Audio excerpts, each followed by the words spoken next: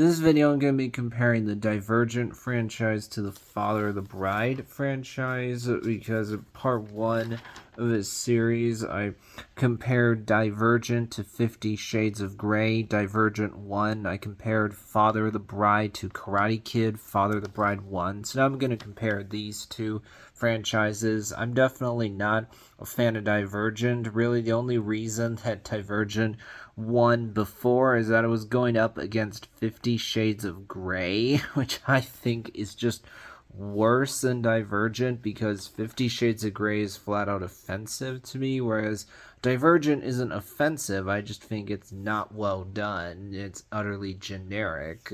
Father of the Bride is a franchise I'm not super familiar with. I've seen the 1991 movie with Martin Short. I definitely enjoy that one. And I've seen Father of the Bride Part 2 as well, but I haven't seen the other films. When you look at highest score for each franchise, ooh, man, none of the free Divergent films are fresh on Rotten Tomatoes. The highest score is only a 41% for the first movie, which is already bad. And then when you look at Father of the Bride, this movie called Father's Little Dividend has a 100%. When you look at lowest score for each franchise, only one of the 5 Father of the Bride movies is rotten on Rotten Tomatoes, that being Father of the Bride Part 2. It has a 54%. When you look at the free Divergent films, the final one, Allegiant, only has an 11%. When you look at the average score for each franchise, in the case of Divergent, you have an average of 26. With Father of the Bride, you have an average of 78.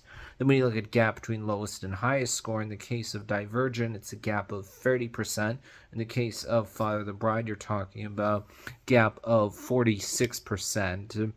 So actually, Divergent does win this round, but Father of the Bride already won the first free round, so it's already going to win. In this case, well, I'm easily going to choose Father of the Bride without shadow of a doubt. Yeah, I'm not super familiar with this one, but I definitely think Father of the Bride from 1991 as well as Father of the Bride Part 2 are better than the Divergent movies. I've seen the first 2 of them, but I haven't actually rewatched them anytime recently. I know I've read the first Divergent book before. I may have read the second book, Insurgent. I think I probably did, but that was years ago. One of the big problems with this story is, frankly, I don't think the world that's set up for Divergent is really all that interesting. And in general, especially when you watch these movies, they come off as just bland, generic YA stuff that's been done better in other stories. So this one doesn't really have anything new to offer. You just watch it and go, yeah, this is all just a bunch of very run-of-the-mill, generic YA stuff that I've seen before in other movies that are based on a book of this genre. And on top of that, I think that our main character, Triss, is not really very interesting. These movies take themselves too seriously. The action isn't really all that good. The acting that is not that good, especially from the actress that plays Triss. I think she really struggles in moments where her character is supposed to be emoting a lot. So I definitely think that when you look at films that are based off of a YA book, Divergent is one of the weakest of those films. With Father of the Bride, I think you have an interesting story here that's one a lot of parents can relate to. This feeling that, oh, my child's about to be married, I'm gonna lose them. Oh, they're not my little kid anymore. Yeah, that's a very common feeling for parents to have when they know their child is about to get married. You feel sad. Oh, those times have passed. They're not my little boy or my little girl anymore. It's a process you go through of learning to accept that things change as time passes. But when you're talking about parent and child, they never stop loving each other.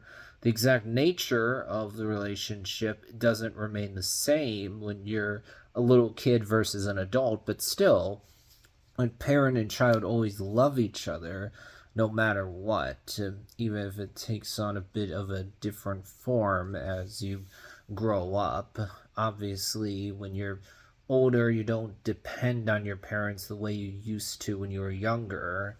I think that Martin Short does a really good job in the Father the Bride movies. I like the way they look, and the acting is quite good. There's some funny things that happen in here, and I like the journey that Martin Short's character goes on.